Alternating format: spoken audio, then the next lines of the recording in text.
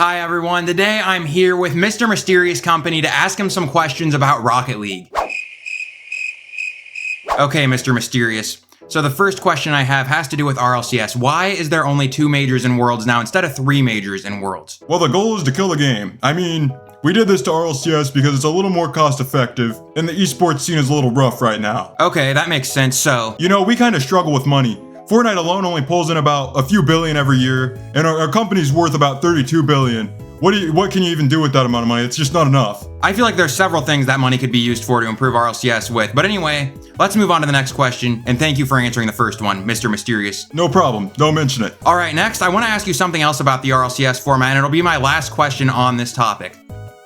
Okay. Why are there open qualifiers, and why is the prize pool so spread out for the open qualifier part of RLCS? And why do the teams who make top 8 have to continue playing open qualifiers for the remaining part of a given split? Well, we have open quals to hopefully get more people involved with RLCS. I guess that makes sense. That seems like a pretty good idea. The reason the prize pool is so spread out is a secret, mainly because I have no reason. I mean, I think it's kind of cool for people who place 128th to be able to go and buy a box of Sweet Tarts and say, I bought this with my RLCS earnings. I think it's really cool.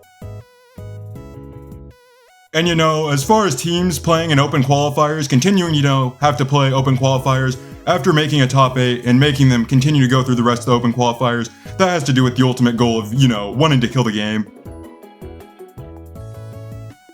Sorry, I meant to say that we truly want to test our top 8 teams and make sure that they truly are the top dogs, because a top 8 team shouldn't lose to a 17th to 24th, a 16th to 24th, an 18th to 24th, whatever it is. I'm not even sure, I don't really even look at the format, but they shouldn't lose to a lower down team. You know what I mean? It just shouldn't happen if they're truly a top 8 team. So we just want to test our top dogs to make sure they're really a top dog team, top 8. Well, bad days do happen.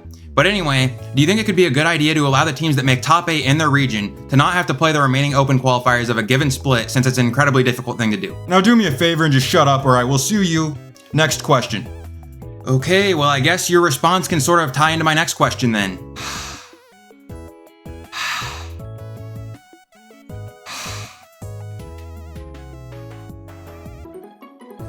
Okay, so why does communication seem so lackluster when it comes to things regarding Rocket League? What do you mean? Okay, for example, let's take the Xbox issue that's currently ongoing. You guys said on December 3rd that a fix would be coming later this month.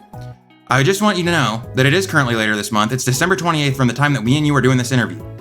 You guys have said nothing. Many players have been asking for when the fixes are going to happen, and you guys have still, given us nothing. I think the communication's been lacking a little bit.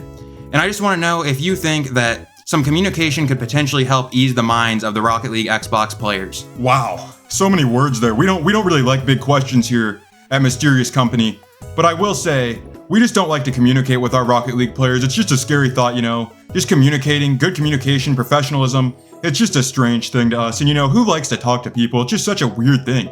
Talking to people, going outside, and doing something besides, coding Fortnite. It's just a really, really weird thought. And I just don't want to deal with it. I want to deal with no communication with real people.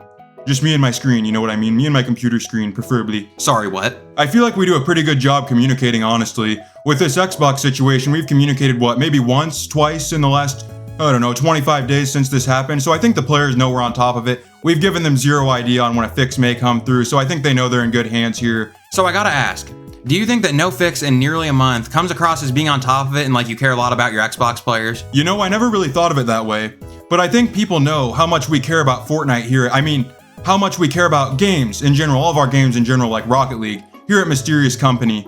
And I think people know they're in good hands when we're the ones, working on the game. So, the question was, do you think that what you're currently doing, no fix in nearly a month, is coming across as being on top of it and caring a lot about your Xbox players? That was the question. That's all. Of course.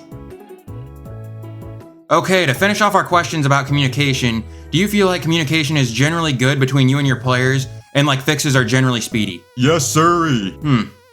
Now I want to move on to a more controversial question for you. Why did you guys remove trading? I hate trading. Is there any chance that we could see trading come back one day?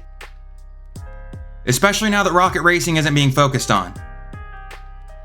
People seem to think that trading should come back since Rocket Racing isn't as big anymore. Well, I'd have to say that people are being too logical.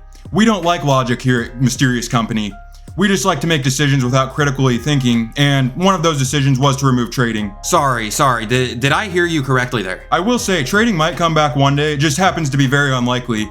And we don't really have a reason not to bring it back, just like we didn't have a reason to take it away. We just kind of like to hear the fans complain. Okay, I need to take a break for a minute, okay? I'm gonna go get some water or something. I'll be back, okay? I'll be back in a minute. I just need to take a break really quick. All right, let's move on from trading talk. I think I can, feel my brain melting after those last few responses.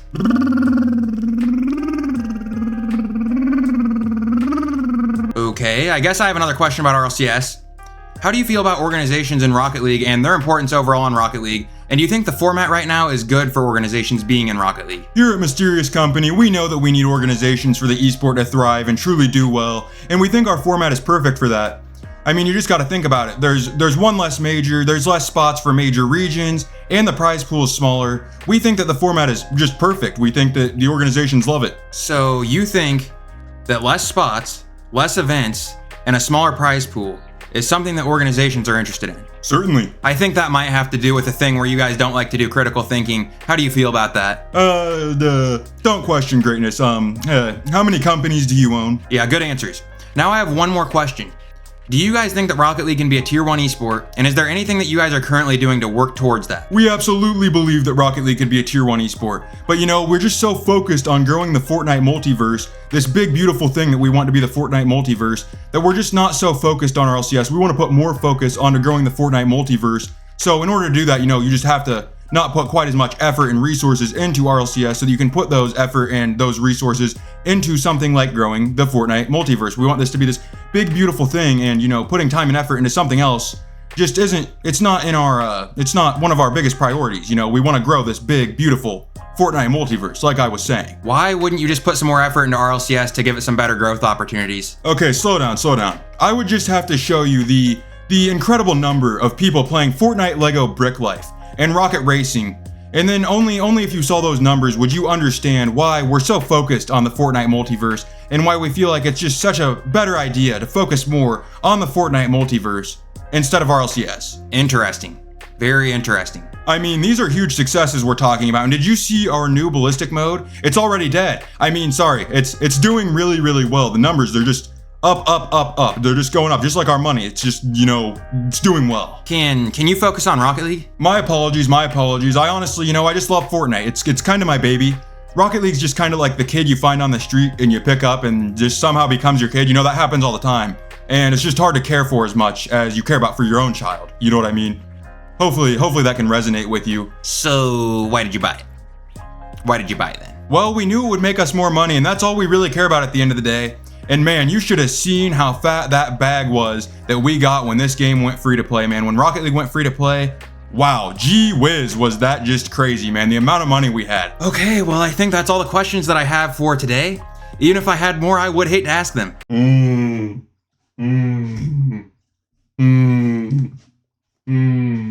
I'll go the other way.